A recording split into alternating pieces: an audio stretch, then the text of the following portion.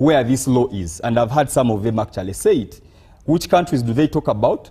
They're talking about USA, Canada, UK, because we are a Commonwealth country. They talk about Australia. On the contrary, when you look at this bill and you compare it to those laws of those countries they are talking about, this is the total opposite of the laws in those countries. Because the laws there actually empower their citizens. They are protecting citizen sovereignty. What does this bill do? It actually subjugates citizen sovereignty. It takes away the sovereignty from the citizenry and hands it over to a few individuals within the executive. Now, when you do a mapping of other laws that are similar to this law, you'll actually realize that there's one common denominator among them. These are all countries that you would describe as autocracies. Which countries are they? And it's very interesting that these ministers, when they are talking about the countries which I think they want to make us believe that they benchmarked, they don't talk about these bad countries which have a law that looks like this. Which countries are those? Russia, Nicaragua, Georgia, Hungary. Hungary, if you look at the EU, it has actually been isolated because of having this bad law. The only country that has this law, in nature of this bill, on the African continent is Zimbabwe. And you know what's happening in Zimbabwe. If you look at, there are about 10 countries which have a law like this: Azerbaijan, North Korea, all these are autocracies. These are dictatorships. What has happened in these countries? The relationship between citizens and the state or the government in these countries is one of servant-master relationship.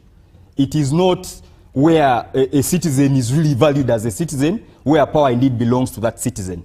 Number two, in majority of these contexts, these countries, as soon as this law was passed, independent civil society was closed. In fact, in one of the countries, I think it is Nicaragua, over 1,000 NGOs were closed at passing of this law. Independent media was decimated.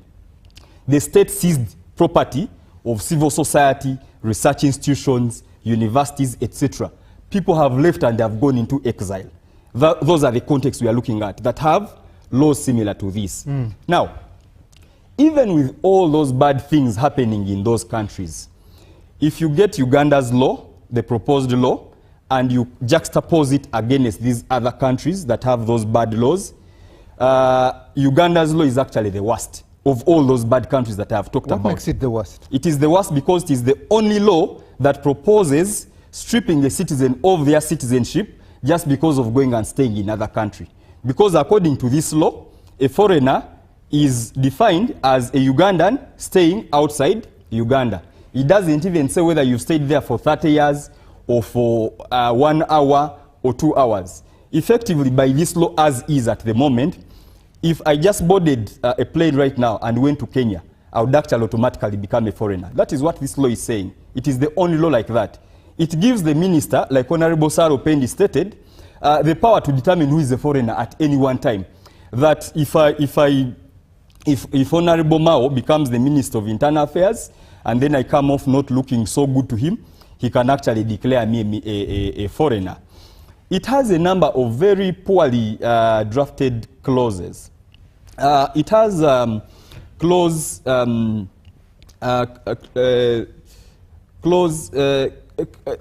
to 4, which talk about the administration. It sets up an administrative department, the Department for Peace and Security. Under the Ministry of Internal Affairs. It doesn't describe the composition of that department or even the qualifications of individuals. Honorable Mao, who is a lawyer, knows legislative drafting. He will actually tell you that is poor legislative drafting.